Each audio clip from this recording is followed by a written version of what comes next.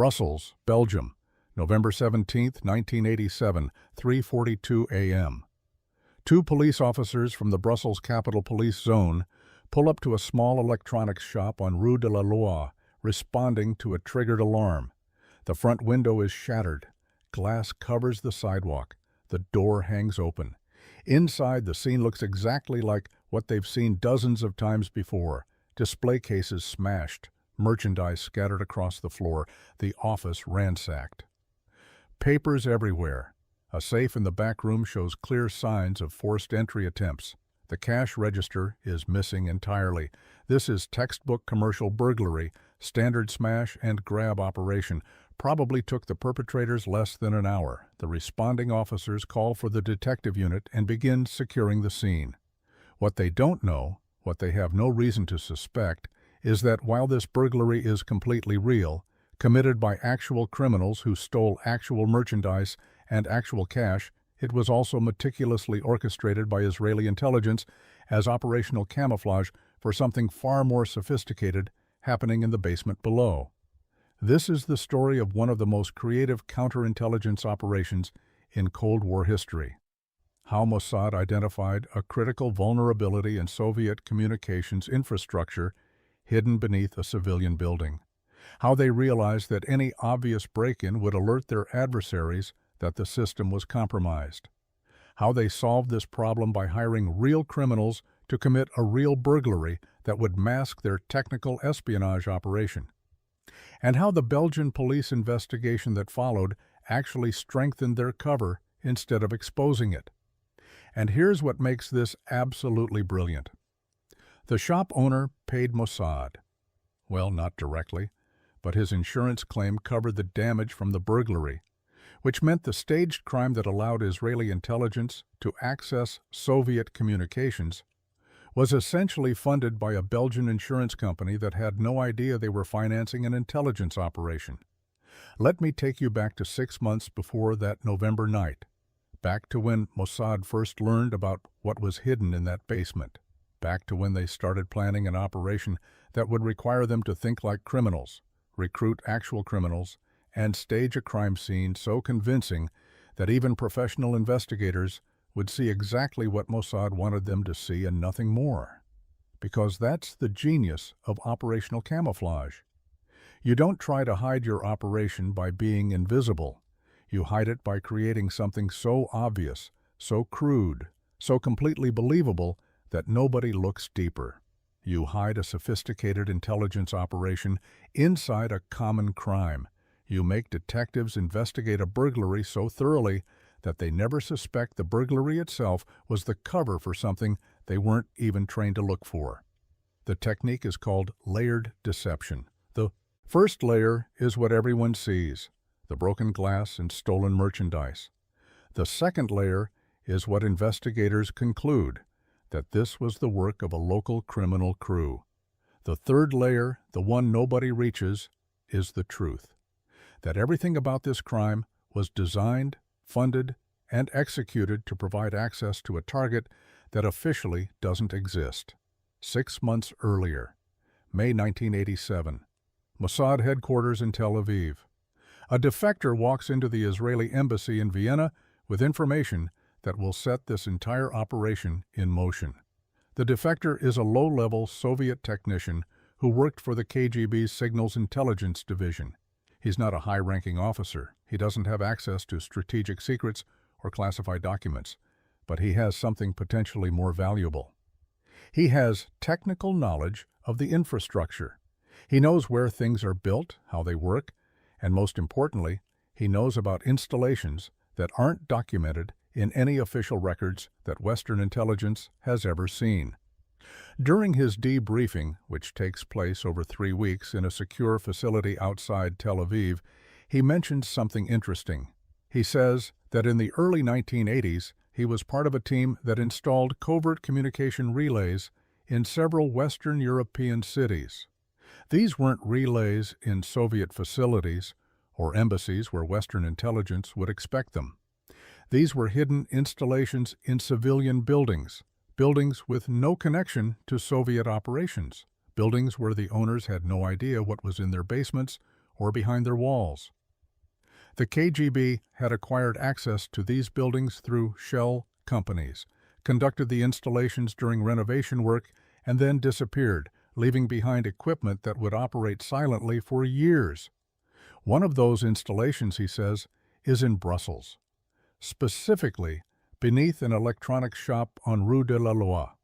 The building was owned by a different person back when the relay was installed. The KGB used a front company, claiming to do foundation work. They spent 2 weeks in the basement. They installed a sophisticated communication relay behind a concrete wall. They sealed it up. They paid for the work through legitimate channels, and they left. The building was later sold. The new owner, the current owner, has no idea what's down there. He's never had reason to break through that concrete wall. As far as he knows, it's just structural foundation work from decades ago. The relay, according to the defector, is still operational. It processes encrypted communications between KGB agents across Western Europe and Moscow. It's a node in a network.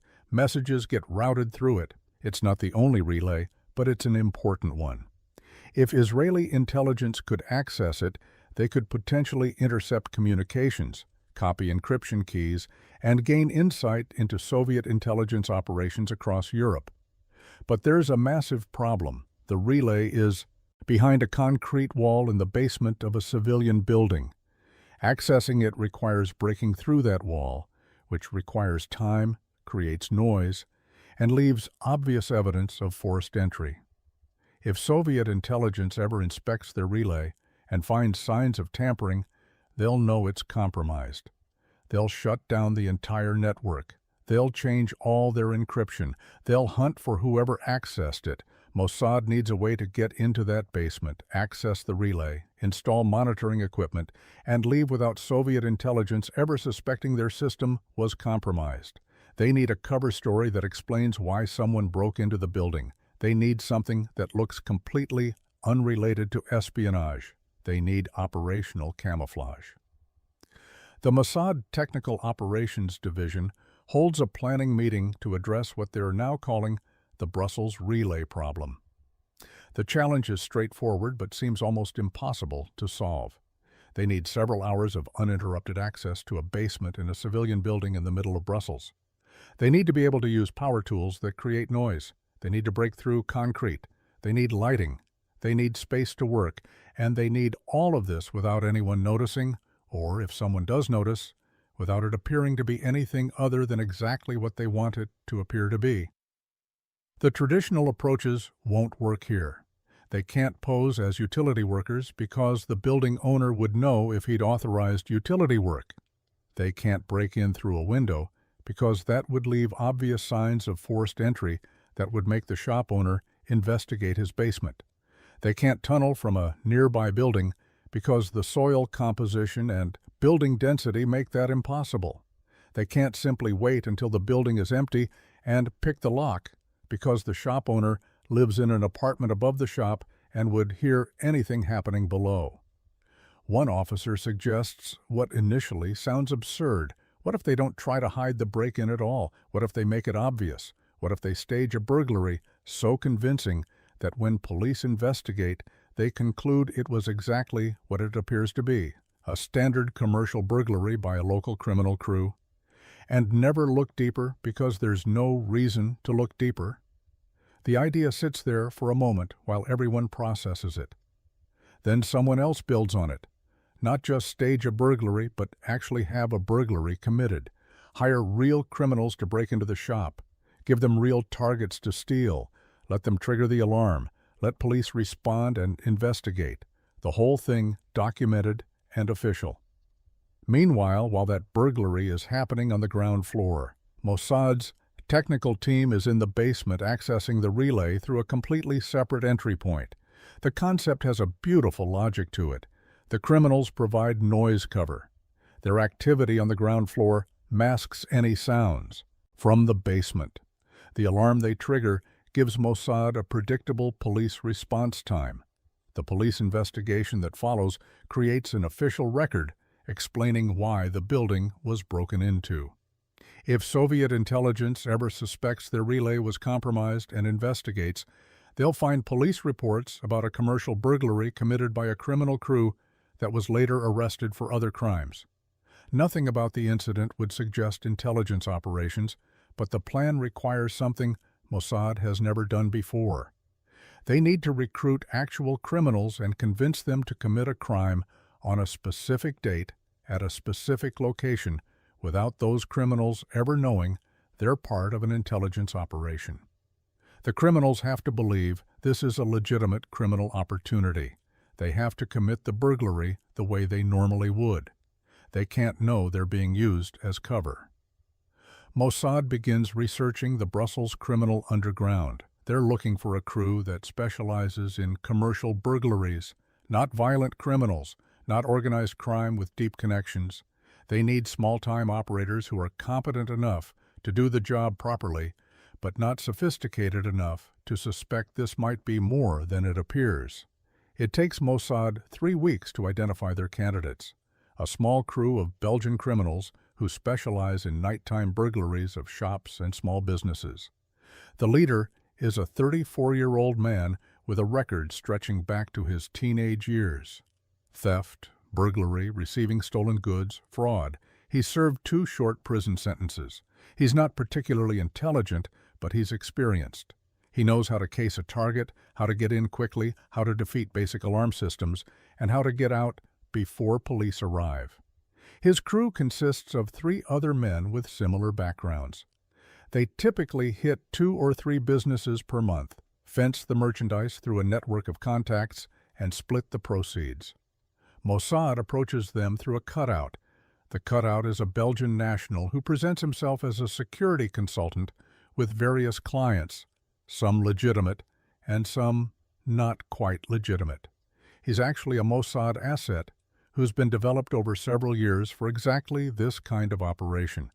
He arranges a meeting with the crew leader at a cafe in a working-class neighborhood of Brussels. He explains that he has a client who wants a specific electronics shop targeted. He won't say who the client is or why they want this particular shop hit. He just says the client will pay $5,000 if the crew hits this specific location on a specific night. The crew leader is immediately suspicious. This is significantly more money than they'd normally make from a single burglary. Why would someone pay extra to have this particular shop targeted? The cutout has his answer prepared. He says his client believes the shop owner is involved in insurance fraud. The client is a competitor who wants the shop to suffer a real burglary, so the insurance company investigates the owner's claims history and discovers previous fraudulent claims. It's a business rivalry thing. The client doesn't care about the merchandise. He just wants the shop damaged and the owner dealing with police and insurance investigations. It's believable enough.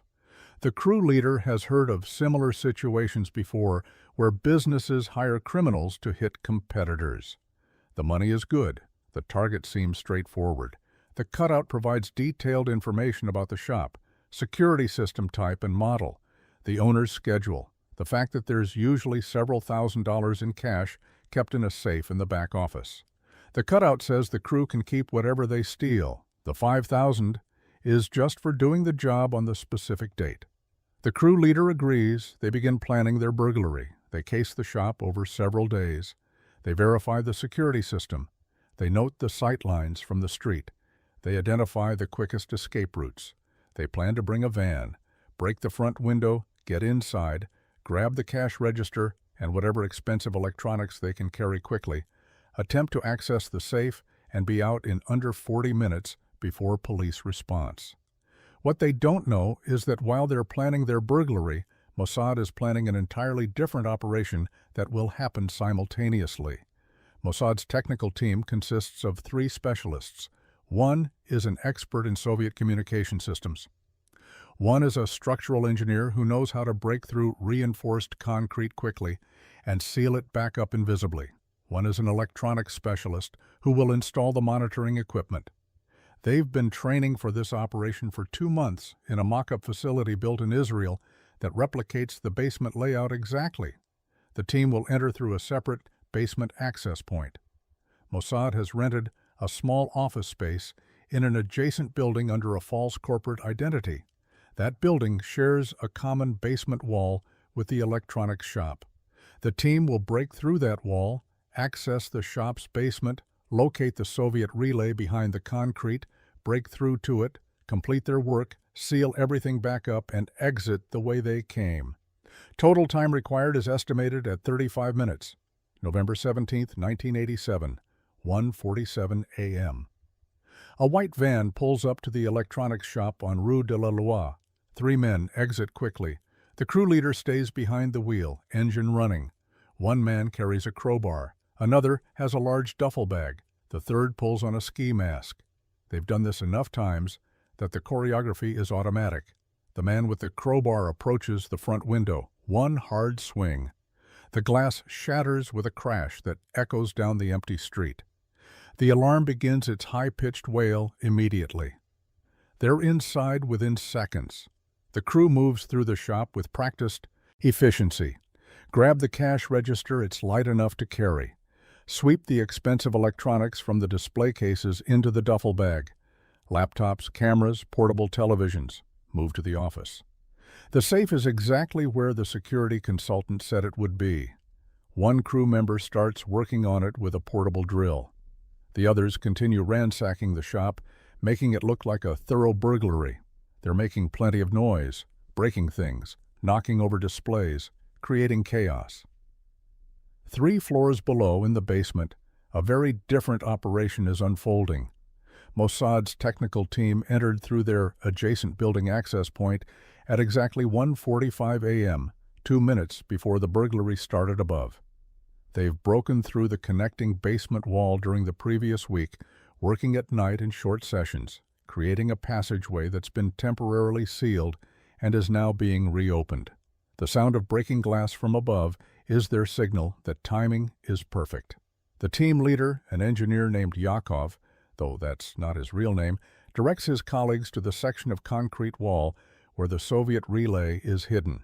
They've studied the defectors' descriptions and blueprints for months.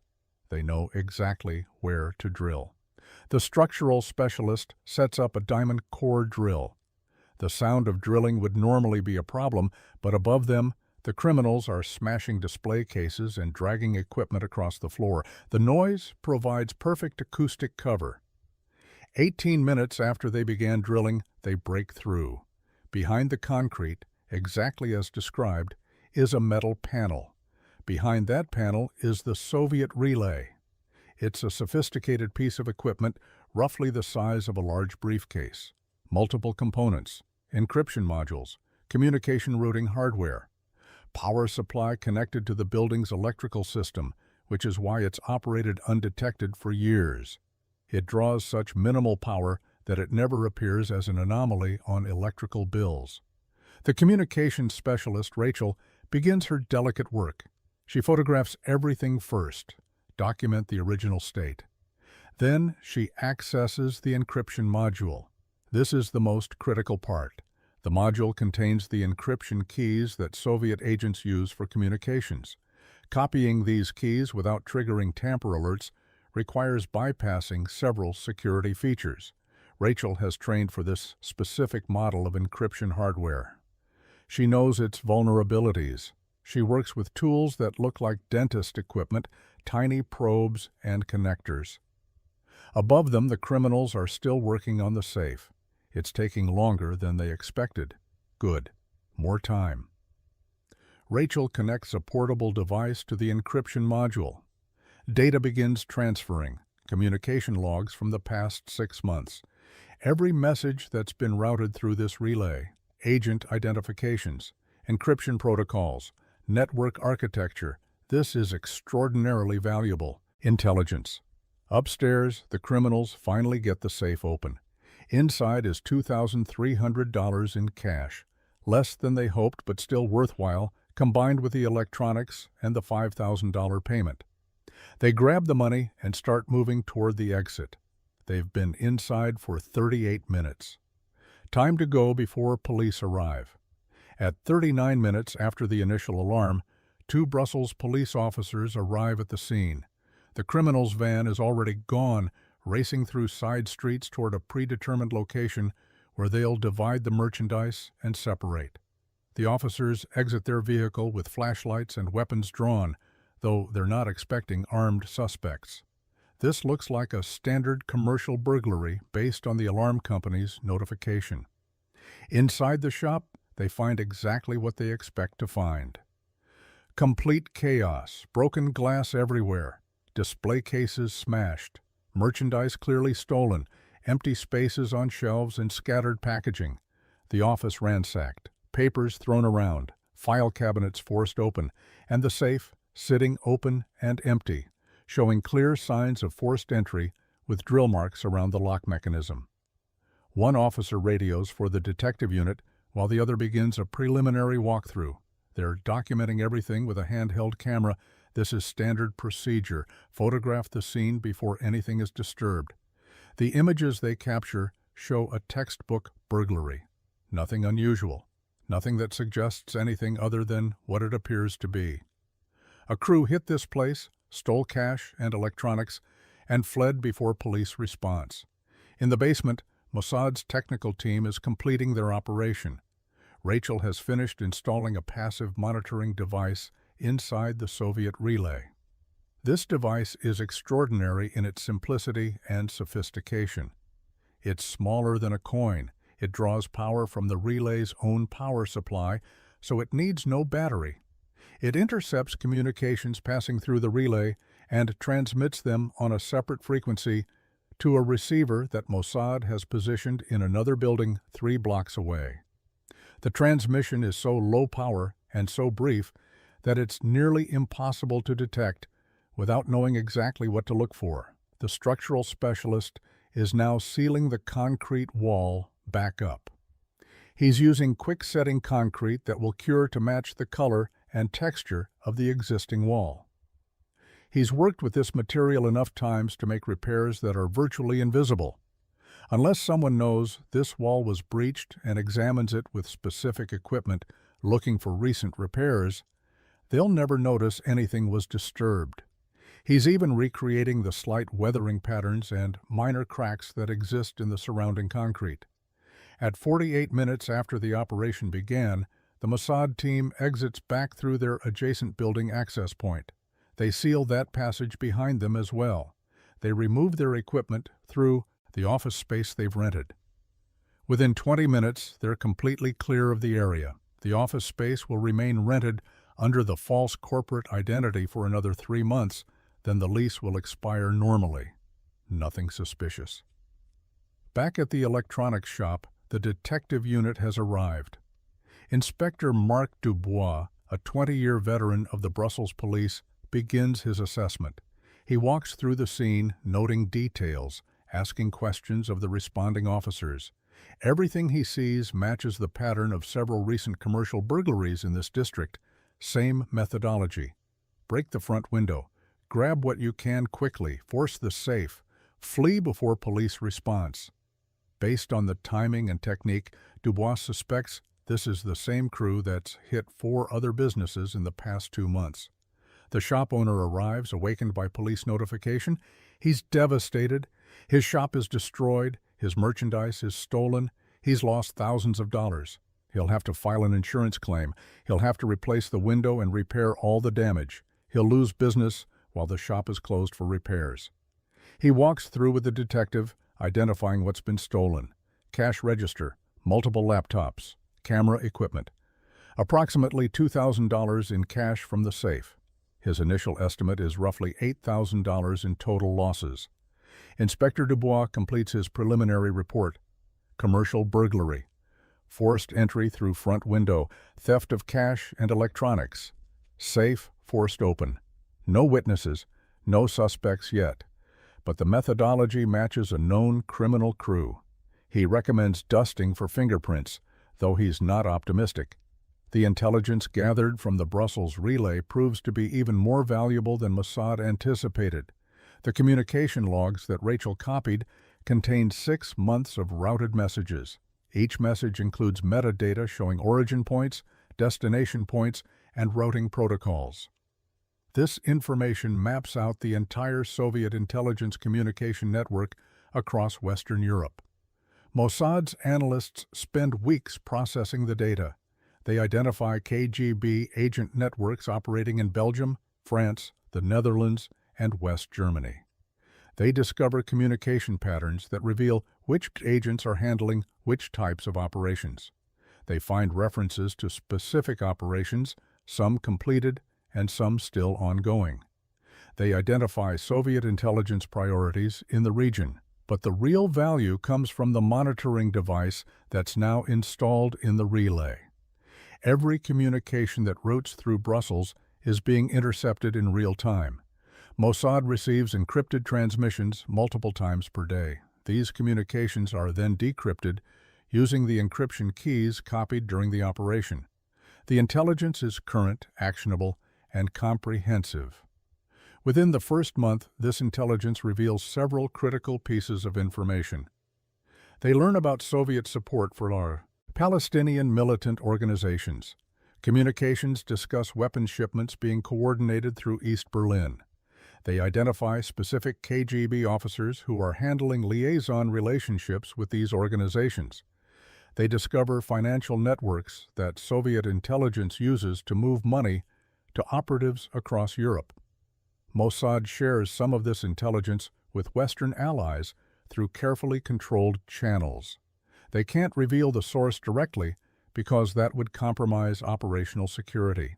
Instead, they attribute the intelligence to signals, intercept capabilities, or human sources in different locations. The Americans receive information about Soviet agent networks in NATO countries. The British receive intelligence about KGB operations in London. The French receive information about Soviet penetration of their defense industry. The shared intelligence strengthens Israel's relationships with Western intelligence services. These relationships provide reciprocal intelligence sharing. The Americans provide satellite imagery of Middle Eastern military installations. The British share signals intelligence about hostile nations surrounding Israel. The French provide information about weapons sales to Arab countries. Everyone benefits, though none of Israel's allies know the intelligence is coming from a compromised Soviet relay in Brussels. But Mossad also keeps significant intelligence to themselves.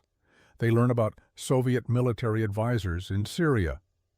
Communications discuss training programs for Syrian forces. They reveal Soviet assessments of Syrian military capabilities and intentions toward Israel. This intelligence directly affects Israeli military planning and diplomatic strategy. They discover information about Soviet weapons deliveries to Iraq and Libya. They learn about technology transfers that could affect the regional balance of power. The monitoring device continues operating flawlessly. Months pass. The relay processes communications. The device intercepts them. The transmissions reach the Mossad receiver. The intelligence flows continuously. And nobody on the Soviet side suspects anything is wrong. The relay appears to function normally. There are no anomalies in its operation, no signs of compromise, no reason for concern. The operation's success exceeds every expectation. The initial investment was significant. The planning took 6 months. The execution required coordinating with criminals, renting properties, building mock-up facilities, and deploying a technical team into a foreign city. But the intelligence return is extraordinary. The cost of gathering this intelligence through traditional human intelligence methods would have been millions of dollars over years of operations with far higher risk of exposure. Instead, Mossad paid $5,000 to criminals, spent perhaps another $50,000 on operational expenses, and gained access to a treasure trove of intelligence that provides strategic advantages across multiple areas of concern. The return on investment is almost incalculable when measured in terms of national security value. 6 months after the operation, in May of 1988, Soviet intelligence conducts routine security inspections of their European communication network. This is standard procedure. The KGB's Technical Security Division sends teams to service and inspect their covert installations several times per year. The inspections check for equipment malfunctions, verify that installations remain concealed, and look for any signs of compromise. A two-man Soviet technical team arrives in Brussels. They're traveling under diplomatic cover as communication specialists attached to the Soviet embassy. They follow established protocols for accessing the relay.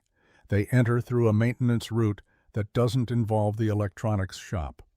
The KGB established this access point years ago specifically so they could service the relay without interacting with the building owner or attracting attention. The technicians access the basement through a separate building that Soviet intelligence controls. They make their way through the basement system to the location of the relay.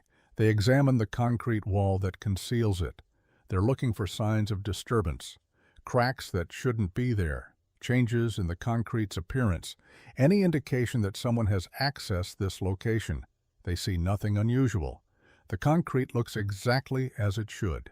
The slight weathering patterns and minor cracks appear consistent with a wall that's been undisturbed for years. They have no idea that Mossad's structural specialist recreated these patterns so precisely that even trained inspectors can't detect the difference. They have no reason to suspect the wall was breached 6 months ago. The technicians open the access panel and examine the relay itself. They run diagnostic tests on all the components.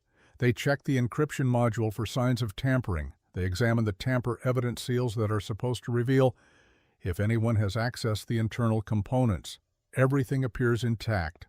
The seals show no signs of breach. The diagnostic tests return normal results. The relay is functioning exactly as designed. What they don't detect is the monitoring device that Rachel installed.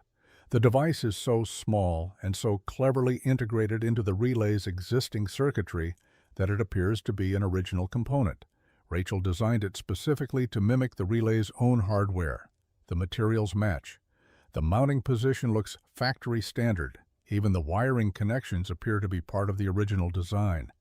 Unless an inspector knows that this specific component shouldn't exist and knows exactly where to look for it, they'll never identify it as an addition. The Soviet technicians complete their inspection. They file a report stating that the Brussels relay is secure and functioning normally. No signs of compromise. No indication of tampering. The relay remains operational. This report goes back to Moscow. KGB Technical Security reviews it and finds nothing concerning. The Brussels relay is cleared. It's considered secure. For Mossad, this is the most dangerous moment of the entire operation. If the Soviet inspection had discovered the monitoring device, the entire network would have been shut down immediately. Soviet intelligence would have launched a massive investigation. They would have examined all their European relays. They would have changed all their encryption. They would have hunted for whoever compromised their system. But the inspection finds nothing. The cover holds. The operation remains secure. The monitoring device continues transmitting for 3 more years. From May 1988 through 1991, Israeli intelligence receives a constant stream of intercepted Soviet communications. The intelligence shapes their understanding of Soviet intentions in the Middle East. It provides early warning of weapons transfers. It reveals diplomatic strategies. It identifies intelligence operatives. The value is immeasurable. But in 1991, everything changes. The Soviet Union collapses. The KGB is dissolved. Soviet intelligence operations across Europe are systematically shut down. Assets are recalled. Networks are deactivated. Equipment is retrieved or destroyed. The Brussels relay goes dark in August 1991. Communications simply stop routing through it. The system is powered down remotely. The relay becomes silent. Mossad's monitoring device transmits nothing because there's nothing to intercept. The operation has run its course. For 4 years, Israeli intelligence had access to a critical node in Soviet communications. They gathered intelligence that influenced military planning, diplomatic strategy, and counterintelligence operations. They prevented terrorist attacks by intercepting communications about planned operations. They protected Israeli interests across Europe and the Middle East. All because of a staged burglary that cost $5,000 and a perfectly executed technical espionage operation. The electronics shop owner never learned the truth. He repaired his shop after the burglary. His insurance covered most of the damage. He installed a better security system. He forgot about the incident after a few months. It was just one of those things that happens to business owners sometimes. Bad luck. But life goes on. He had no idea that beneath his shop, one of the Cold War's quietest battles had been fought and won. The criminals who committed the burglary were eventually arrested for a different job that went wrong. During their interrogation, they freely admitted to dozens of burglaries, including the electronics shop on Rue de la Loi. They had no idea that particular job was anything special. They thought it was just another hired hit for a business rival. They served their sentences. They got out. Some went back to crime. Some went straight. None of them ever knew they'd been part of an intelligence operation. The Belgian police closed their investigation of the electronics shop burglary after several months. Inspector Dubois matched it to the criminal crew he suspected. When those criminals were arrested and confessed, his theory was confirmed. Case solved. File closed. The investigation was thorough and professional. It reached exactly the conclusion it was meant to reach. The burglary was real. The criminals were real. The theft was real. Everything checked out because everything was real except the underlying purpose. The cutout who recruited the criminals disappeared after making the payment. The crew leader tried to contact him once for another potential job, but the phone number no longer worked. The security consultant had simply vanished. This wasn't suspicious enough to worry about. People in that world come and go. Contacts disappear. That's just how things work in the criminal underground. The Brussels operation became a classified case study in intelligence academies around the world. Not just Mossad, but CIA, MI6, and other Western intelligence services studied the operation's methodology. It demonstrated a principle that has since been applied in countless variations. The best way to hide a sophisticated operation isn't to make it invisible. It's to hide it behind something so obvious and so completely believable that nobody looks deeper. The concept is called operational layering. You create layers of reality. The first layer is what everyone sees. In Brussels, that was a burglary, broken glass, stolen merchandise, a crime scene. The second layer is what investigators conclude. A criminal crew hit this shop. We know who they are. We arrested them. They confessed. Case solved. The third layer, the one that almost nobody reaches, is the truth. Everything about this crime was orchestrated to provide cover for something completely different. Intelligence agencies learned that documented criminal investigations provide nearly perfect cover stories. Police reports are official records. They're detailed, they're thorough. They establish a timeline and identify perpetrators. If anyone ever questions why a building was broken into, the police report provides a complete explanation. There's no reason to look beyond what the investigation already documented. The criminals confess. The evidence confirms their story. Everything makes sense. The technique of using real criminals for intelligence operations has been replicated many times since Brussels. The methodology varies, but the principle remains consistent. You identify a criminal element that can serve your operational needs. You provide them with information and motivation to commit a crime that benefits your actual mission. You let them believe they're working for whoever they think they're working for. They commit a real crime. They get arrested or they don't. Either way, their activity provides cover for what you're actually doing. This approach carries risks. Real criminals are unpredictable. They might deviate from the plan. They might get caught before completing the job. They might become suspicious and investigate who's really hiring them. But when executed properly, the benefits outweigh the risks. The criminals provide believable cover because they're actually committing crimes for reasons that make sense to them. They're not actors following a script. They're actual criminals doing what criminals do. The Brussels operation also demonstrated the value of patience and meticulous planning. Mossad spent 6 months preparing an operation that lasted 35 minutes.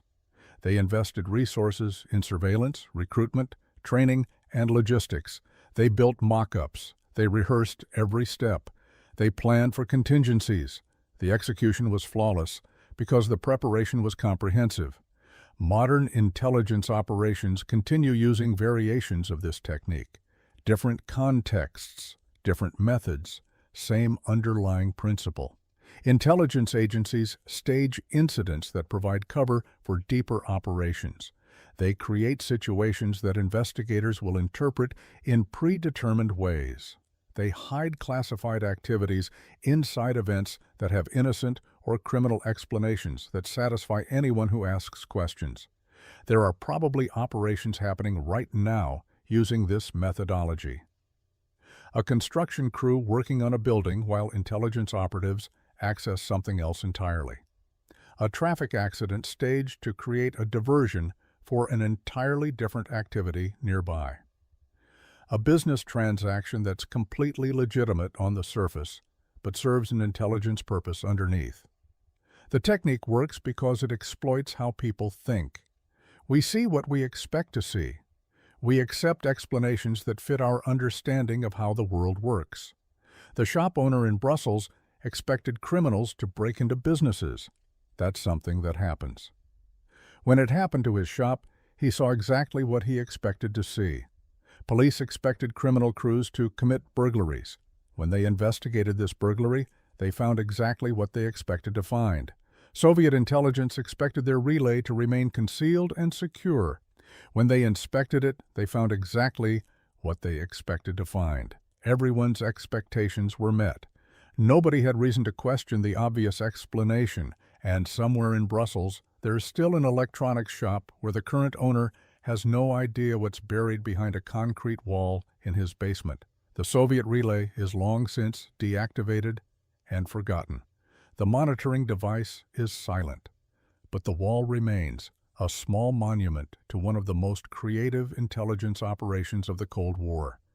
A reminder that sometimes the most sophisticated solution is to hide in plain sight behind something crude and obvious that nobody questions because they have no reason to. Question what they already understand.